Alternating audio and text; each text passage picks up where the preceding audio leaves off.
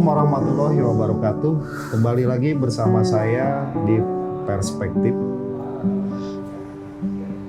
Pejabat Wali Kota Tasik akan dilantik tanggal 15 November tahun 2022. Tentu saja pejabat ini memiliki peran yang sangat strategis sekali. Wajarlah jika masyarakat Kota Tasik banyak menaruh harap dengan keberadaan pejabat wali kota ini. Wajar pula jika masyarakat Kota Tasik menanggapi secara pesimistik, meragukan kehadirannya, mengingat beratnya beban pekerjaan yang harus dia lakukan. Apakah pejabat wali kota ini mampu melepaskan kota ini dari predikat kota termiskin di Jawa Barat? Terlebih, pemerintah Kota Tasikmalaya dari masa ke masa, dari periode ke periode, seperti kedodoran dan terengah-engah untuk mewujudkan visi besarnya di RPJP Kota Tasikmalaya yang bermimpi menjadi kota termaju di Jawa Barat pada tahun 2025. Waktunya sangat singkat sekali. Tinggal 3 tahun lagi berjalan. Lantas, apa yang harus dilakukan oleh PJ Wali Kota nanti? Kebijakan strategis apa yang harus dia keluarkan? Tentu saja tidak semuanya kebijakan mesti dia lakukan. Prioritas apa yang harus menjadi concern utama PJ Wali Kota yang akan menjabat lebih dari 2 tahun itu? Kita akan membahasnya dengan para narasumber. Telah hadir bersama saya Pak Dr. Asep Supyan, Pak Dr. Basuki Rahmat, dan Pak Agus Wahyudin, Wakil Ketua DPRD Kota Tasikmalaya. Ini lebih serius lagi. Karena apa? Seperti yang kita ketahui, RPJMD sudah habis di tahun ini. Skornya berapa? Pak Wakil Ketua lebih tahu skornya berapa. Sampai RPJ-nya belum. Apalagi kalau kita membaca RPJP, itu lebih lebih. Dan faktanya memang seperti itu. Apakah terlalu tinggi mimpi kita, atau mimpi itu memang tidak realistis? Tapi itu adalah kesepakatan politik yang sudah disepakati secara politik melalui delegasi rakyat di parlemen tentunya. Ditetapkan menjadi RPJMD. Apa yang mesti dilakukan? Ada fungsi birokratis, teknokratis sekarang. Si PJ Wali Kota ini menyusun RPJMD. Darurat yang diatur oleh Permendagri kalau nggak salah. Bagaimana Kang Uki? Fokus ke apa? Ya, RPJPP ini sampai 2025 ya? 25. Jadi memang ini sangat momentum yang tepat gitu ya. Artinya penjabat wali kota ini akan menyusun RPJP 25 tahun ke depan, gitu ya. Karena nanti setelah pilkada itu sudah langsung on gitu ya. Saya Draftnya harus disiapkan dari sekarang kan. Jadi jadi saya ingin tadi kita berbicara soal dari sisi proses yang ya membuat kita agak pesimistis gitu ya. Berarti dia ini nyusun RPJMD darurat sekaligus menyusun RPJP. Draft RPJP 25 tahun ke depan gitu ya.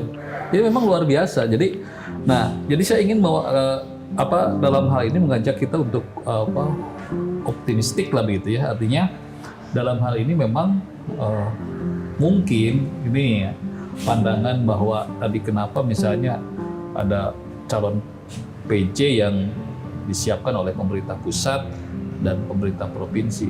Barangkali kalau kita berpikir positif gitu ya. Ya dalam rangka mempersiapkan RPJP yang lebih lebih realistis ya, lebih Indonesia lah katakan begitu misalnya gitu ya, dari cara pandang Indonesia lah gitu ya, tidak cara pandang lokal gitu ya. Nah, mudah-mudahan saja nanti kalau misalnya PJ-nya dari pejabat provinsi atau pejabat pusat betul-betul ya mampu mempersiapkan RPJP untuk Kota Tasik 25 tahun yang akan datang. Karena ini memang luar biasa strategisnya. Karena itu akan menjawab persoalan-persoalan yang selama ini ada di kita, tadi soal kemiskinan gitu ya, soal laju pertumbuhan ekonomi gitu dan lain sebagainya gitu ya. Jadi memang waktu 2 tahun ini ya waktu yang sangat singkat memang dari sisi itu, tapi dibutuhkan kerja keras yang luar biasa gitu ya. Nanti DPRD-nya juga harus sama-sama bekerja keras untuk ini, termasuk juga stakeholder yang lainnya. Gitu. Jadi mungkin nanti si PJ itu fokus ke sana, saya kira, gitu ya. Bagaimana mempersiapkan Tasik 25 tahun yang akan datang, gitu ya. Bagaimana yang 2 tahun sisa? Ya, 2 sisa ini. Dan waktu 2 tahun ini memang dirasa secara schedule memang sudah disiapkan ya Pak Agus ya. Gitu. Gitu. Ya kita lihat saja nanti. Pusat Perdagangan dan Industri Ya. termaju di Jawa Barat tahun 2025. Gimana Pak Dokter? Ya, sebetulnya tidak ada yang keliru dari rumusan visi yang sudah disampaikan oleh stakeholder pada saat itu. Kan itu juga keputusan politik ya, Pak Agus. Ya. Yang mungkin agak kita menjadi greget itu implementasinya sebetulnya. Daya dobraknya aja sebetulnya. Memang kita saat ini ada di fase ekonomi recovery pasca pandemi. Sehingga bagi siapapun, kepala daerah dimanapun, apalagi secara makro ekonomi nasional juga terpengaruh oleh resesi ekonomi global. Presiden kita bilang tahun 2023 lebih gelap. Maka tentu ini adalah saatnya kepala daerah siapapun PJ-nya nanti itu kalau menurut saya sih fokus pada ekonomi recovery. Apapun nanti implementasi. Apakah pada pendekatan bagaimana kemarin saya kira Pak Wali kita sedikit menyentil BPS tuh ya. Apa benar data BPS begitu caranya? Ya saya bilang secara institusi BPS punya metodologi, sudah baku barangkali. Iya. Ya, dan kepada siapa lagi kita harus percaya statistik selain kepada BPS begitu ya. Apapun hasilnya 13,13% atau 89.000 sekian orang. Tasik masih di bawah garis kemiskinan. Itu data BPS. BPS. Bukan DTSK loh. Bukan. Bukan kan? Bukan. BPS. DTSK apa DTKS sih? DTKS. Nah, DTKS lebih banyak lagi. Lebih besar lagi kalau makanya ini BPS gitu ya. Artinya bahwa ekonomi recovery ini menjadi utama dan saya melihat kalau konsepnya mungkin resesi global itu sedikit bisa melambatkan pertumbuhan ekonomi kita dan memang tanda-tandanya sih memang PDRB kita terus turun dari tiap tahun sekarang ini. Yang perlu dicermati itu justru kalau saya agak risau dengan indeks Gininya Kang. Ya, di Kota Tasik cenderung naik terus 3 tahun terakhir. Sudah kena pandemi, ada recovery sebentar, kemarin 2021 lumayan, tapi masih tetap kecenderungannya naik. Artinya gap si kaya si miskinnya masih tetap lebar. Sangat. Dan ini mungkin menjadi satu pukulan sebetulnya pada politik anggaran kita belum sampai sasaran yang diharap. Trickle down effect dari pembangunan kita itu belum langsung dirasakan oleh masyarakat kaum marginal khususnya. Nah ini yang perlu didesain oleh PJ Wali Kota siapapun.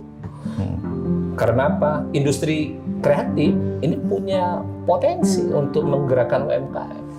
Ya, di mana-mana saat ini ketika negara-negara lain pada decline, justru Badan Ekonomi Kreatif Kementerian Ekonomi Kreatif Pariwisata ini nonjol sendiri tuh. Dan ini sebetulnya selalu kata kunci pemihakan kebijakan ekonomi di kota untuk UMKM ini seperti apa.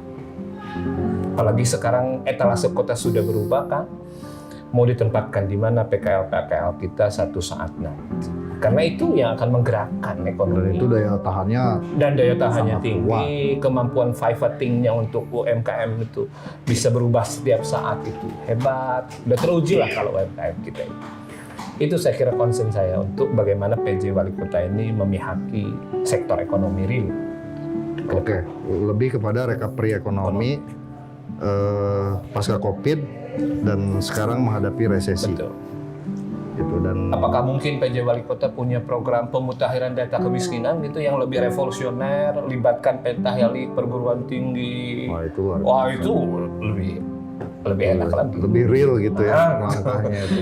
Daya dobraknya aja sih. Bukan malah jadi mengkritisi BPS. Itu. Karena masa kita cari data kemiskinan dari LSI kan juga nggak bisa. Oke, Pak Ketua, kalau ini bebas Pak Ketua. Ya. Ini lebih kepada norma sebenarnya. Prioritas apa yang mesti dilakukan menurut pandangan ini? Ya. Pak Ketua kan berapa periode sekarang? 4. 4. Ya mengikuti dari awal RPJP. Ya. Ya betul. Sama gitu. Jadi begini ya, kita normatifnya dulu lah. Lagi-lagi memang di masa transisi ini ada sesuatu yang terlanggar sih sebetulnya dari si peraturan perundang-undangan. Jadi sistem keuangan daerah itu sekarang diatur oleh sistem perencanaan daerah itu sekarang diatur oleh Instruksi Menteri Dalam Negeri nomor 70. Fase kita sekarang berada pada fase keempat RPJMD, fase akhir. Fase akhir itu di mana disebutkan di situ bahwa Tasikmalaya sudah menjadi kota cikal bakal kota industri. Sudah nampak kota industri. Itu di fase keempat. RPJMD kita habis besok tanggal 14. RPJPD kita itu tahun 2025 habisnya. Dan itu mencapai kota industri termaju di Jawa Barat. Nah, karena ada kekosongan masa 2 tahun, menurut Instruksi Menteri Dalam Negeri itu, maka daerah diwajibkan membuat rencana pembangunan daerah. Nah, rencana pembangunan daerah itu ditandatangani oleh wali kota. Nah, ini kan sebetulnya ada instrumen sistem sistem perencanaan yang terlanggar sebetulnya. Tapi kita wajarkan ini masa transisi gitu ya. Tetapi apa ini akan dibiarkan? Kan tentu harus enggak. Sebab mohon maaf tidak mengecilkan Instruksi Menteri Dalam Negeri, sistem keuangan dan penganggaran daerah itu diatur oleh undang-undang. Iya. Dan itu harus setingkat yang itu. Itu barangkali sehingga daerah itu kemarin melalui keputusan wali kota sudah membuat rencana pembangunan daerah sampai tahun 2026. Jadi sampai 2026. Di mana RPD ini juga disyaratkan memang mengacunya kepada RPJMD, mengacunya kepada RPJPD. Tapi secara pasti teknokratiknya kita juga tidak tahu karena DPRD juga hanya bagian yang terlibat dalam FGD saja. Karena itu full kewenangan pemerintah. Oh itu nggak diparipurnakan? Enggak. Nggak jadi perda? Enggak, dia perwal code saja. Perwal saja. Saya lebih mengerti ya. Oh, Jadi bisa itu- gitu ya. Ya. Perencanaan. Malah saya lebih berbahaya ini menurut saya gitu ya. Ini berarti kota Tasik ini benar-benar dalam kondisi transisi. Transisi total. Seperti darurat begitu ya, gitu ya. Artinya sama saja kan dengan begini. Jadi si PJ Wali Kota ini diberi cek kosong untuk berbuat apa saja kan dengan RPJP rencana itu. RPD itu kan cuma 2 tahun dia diberi kewenangan. Kamu bikin terserah kamu mau apa kan kesannya begitu.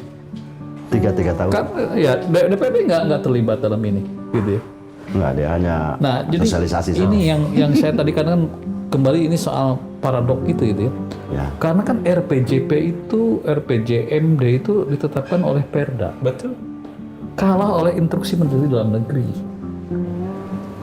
Kita lihat hierarki perundang-undangan itu kan nggak ada itu Instruksi Menteri Dalam Negeri itu di mana itu posisinya gitu. Di bawah PP itu perda. Iya, langsung. gitu loh. Ya. Jadi itulah yang saya bilang ini berbahaya gitu ya kalau memang nanti ini tanpa kontrol gitu ya. Udah, saya kira berbahaya sekali. Karena ini kan nanti si rencana ini kan harus dianggarkan, Ya. pakai anggaran kan, Ya. anggarannya kan bisa ke sana semua. Sekarang prosesnya sudah sampai mana Ketua? Sudah selesai. Sudah selesai bulan kemarin. Sudah diperwal kota. Sudah perwal dan DPRD sudah menerima sosialisasinya. Sudah ada sosialisasinya ke DPRD perwal itu. Memang di perwal itu gambarannya persis seperti RPJMD, tetapi tentu hanya instrumen yang menaunginya, payungnya saja. Bahwa di situ ada kajian geografi segala macam, ya. Oke. Saya lihat ketua ini sangat terbebani sekali. Kalau saya jadi ketua sangat terbebani. Ya semangat moralnya kan dulu 20 tahun yang lalu ketua ya, kita bayangin. Wah, berangan-angan mimpi konotasi. Lalu bergantilah kepemimpinan dan saya pikir nggak fokus ya. Ya. Nggak fokus sama target-target step-step RPJP itu. Jadi mancawura gitu ya. Dirubah di tengah jalan. Dirubah di tengah jalan, ada evaluasi, ada pengurangan target Ya. dan lain sebagainya. Tuh. Itu ya itulah yang terjadi. Dan faktor pandemi juga Ya. ikut mengganggu Ya. konsentrasi. Ya, ya ada alasan Ada. sekarang. Ada alasan. Pandemi. Kan pemerintah pusat juga begitu. Kan tadi visinya Tasik menjadi kota industri termaju Termaju. di Jawa Barat. Termaju di Jawa Barat. Itu kan sudah pasti nggak akan tercapai Tidak tercapai. dengan sisa waktu yang tinggal 2 tahun lagi gitu ya. Makanya kemudian mungkin Kita inilah dalam yang bersama ya jadi. Ya. Ya, Padahal ya kita kan nggak tahu apa-apa kok kita jadi salah. Tidak bersama juga sih. Lalu kegagalan siapa gitu? Ya, ya, kan pertanggungjawaban itu yang membuat visi misi itu.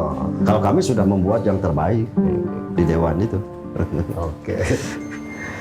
Atau Oke. mungkin ini Kang Muhajir, atau mungkin Kang Uki dengan RPD ini selama 3 tahun ya Kang, 3 tahun ke depan ini maka mengundang DPRD perannya untuk agak kuat melakukan kontrol. Karena tadi betul-betul kan kita out of context betul. Dulu mah kan namanya RPJMD partisipatoris dari bawah, melibatkan sebanyak stakeholder. Nah sekarang kan ujuk-ujuk, mungkin teknokratis aja mungkin. Teknokratis. Iya Kak. Partisipasi mah ada sih, Ada, tapi ya. ya tertentu kan. Iya. Jadi sekarang tuh ya murni teknokratis aja. Teknokratis Tidak dan melalui. itu berpatokan kepada rencana kerja dinas. Oh, RKPD ya. Rencana kerja dinas. Jadi kepala dinas masing-masing nyusun rencana Susun, kerja untuk 3 tahun. Luar biasa ya. Dan kalau dilanggar pun nggak apa-apa. Ya itu memang di instrumennya belum ketemu. Nggak ada sih. beban politik kok nggak di. Ya, artinya tidak ada pertanggungjawaban sih. Oh, yang event tahunan nggak ada ya? Ya seperti apa loh, mereka juga tidak dibuat di. Oh. Mungkin kalau ke depan yang setahun ini, nah mungkin tahun depan bisa yang diatur lah. tahun pertama ya. Mungkin gitu. Kalau tahun ini saya kira tidak diatur cara pertanggungjawabannya seperti apa. Oh.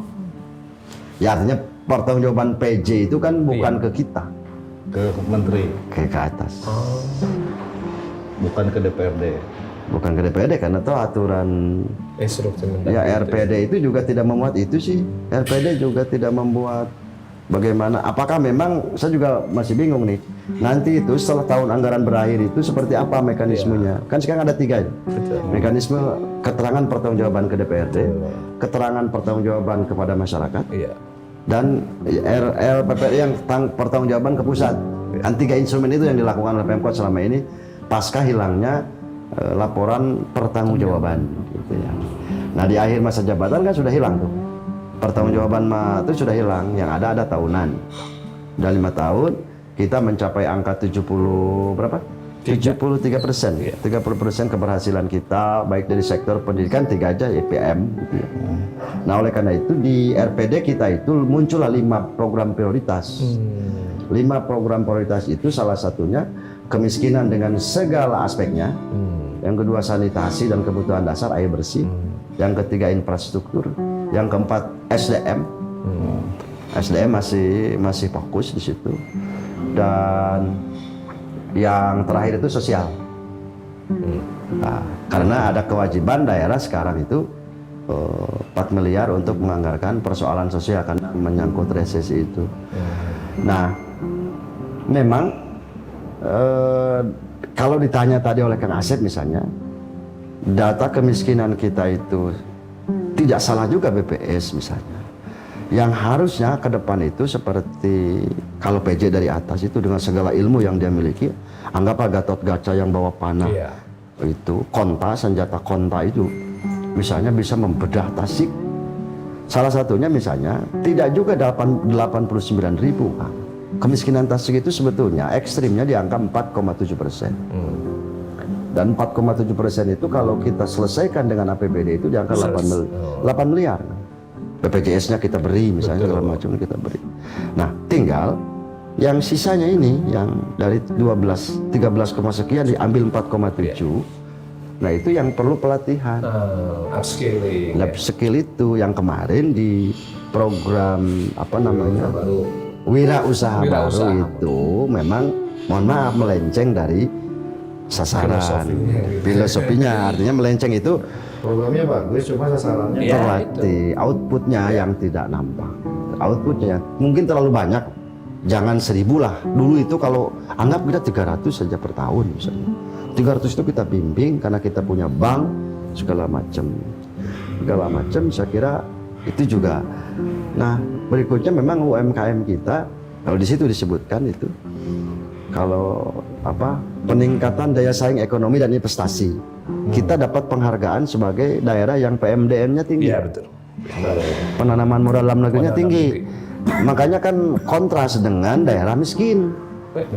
Aneh nah memang. Nah, jadi kalau kita bertanya ke BPS itu tidak salah juga sih sebetulnya. Tetapi memang harus ada ilmu baru. Nah, barangkali nanti kalau PJ ini mumpuni, ya tadi dengan senjata kontanya, saya kira kita harus mulai split cara pendekatannya. Jadi BPS itu juga jangan kebut-kebutan bikin data itu. Nah, yang kedua memang kita harus punya data yang akurat, big data itu. Yang tadi di DTKS 120 gitu, terus 125 kakak, 1.000 kakak. Nah, ini fokus PJ ke depan. Kalau PJ itu ingin punya nama hebat. Legacy yang baik. Ya, PJ itu pulangnya itu nanti diluk-lukan sama orang. Betul. wah hebat kamu ya. Oh, hebat kamu. Kayak Laksana Dr. Soekarjo lah namanya, orang Jawa tinggal di Tasik, namanya jadi tertera. Bikin rumah sakit Oh, jadi direktur gitu. Ya, kayak begitulah sukses. nanti PJ itu harus suksesnya kayak begitu. Jadi ya, karena dalam tadi kondisi lepas kita- dari kepentingan. Dalam tradisi kita nggak aneh dipimpin orang lain itu nggak. Jadi sinyalnya begitu ya? Enggak juga kalau Saya bikin terpait aja. enggak, kalau misalnya gini, Karena memang itu realitas yang harus dihadapi oleh kita semua. ya mungkin Pak, mohon maaf, kalaupun Sekda misalnya, kalaupun Aipa naik kelas menjadi PJ, ya tentu dia dengan segala segudang pengalaman yang dia miliki, dia harus lebih fighter, Betul. lebih punya dibanding dengan yang lain. Iya, gitu. Dan sekdanya PJ lagi. PJ lagi gitu, PJ lagi. Gitu. Nah, memang kelemahan kalau dari luar itu kan harus siap Sabtu Minggu di Tasik. Betul. Kelebihan orang Tasik kan begitu, jangan pimpinannya hilang gitu. Iya, iya. Dia harus di sini terus. Gitu. Temenang eueuhnya. Yang menang belum lagi kan dia harus ketemu Ajunan, ya segala macam tokoh juga masyarakat. perlu waktu genep bulan itu, Iya. bukan Konsolidasi. sebentar. Konsolidasi tadi yang disampaikan Pak Dr. Asep itu. Oke. Pak, kalau PJ itu dibebaskan dari jabatan aslinya enggak? Enggak, Enggak ya? Enggak enggak, bebas mungkin. enggak. Ini masih tetap pegang Megang jabatan. gitu maksudnya. Ya, Enggak. pegang itu. Ya kalau balik lagi ya balik lagi. Tapi non aktif barangkali ya. Non-aktif. PJ kan berarti. PJ. Ya. Jadi dunia Oke. PJ. Kalau saya simpulkan prioritas dari Pak Gus Wahyudin, PJ nanti itu harus fokus ke soal kemiskinan. Bagaimana menyelesaikan kemiskinan ini dengan cepat, itu dalam jangka waktu Dengan pendekatan baru tadi. ya, dengan pendekatan baru, dengan Senjata cepat, kontak. dengan pendekatan baru, karena cukup waktu untuk menyelesaikan. Nah, panjang. Ya, dari Kang Uki tadi PJ wali kota ini harus mempersiapkan Tasik ke depan. Dia nyusun RPJP, mempersiapkan dan lain sebagainya. Memang butuh teknokrat sih kita untuk ke depan. Supaya tadi positifnya kata Kang Uki, cara berpikir nasional ditempel gitu. Riset lah. Nah, fokus ke Pak Dr. Asep, saya simpulkan PJ Wali Kota harus concern kepada satu persoalan yang sangat utama sekali, yaitu recovery ekonomi, dampak dari pandemi, dan kesiapan kita menghadapi resesi ekonomi di tahun 2023 dan lain sebagainya. Nggak tahu lah perangnya mau selesai kapan ya mereka tuh. Gitu ya. Hanya saja ini Pak Kang Agus, dulu kan wakil wali kota itu kalau tidak salah tim penanggulangan kemiskinan daerah ya. PKD. Dulu itu koordinatornya itu wakil wali Wali kota. kota.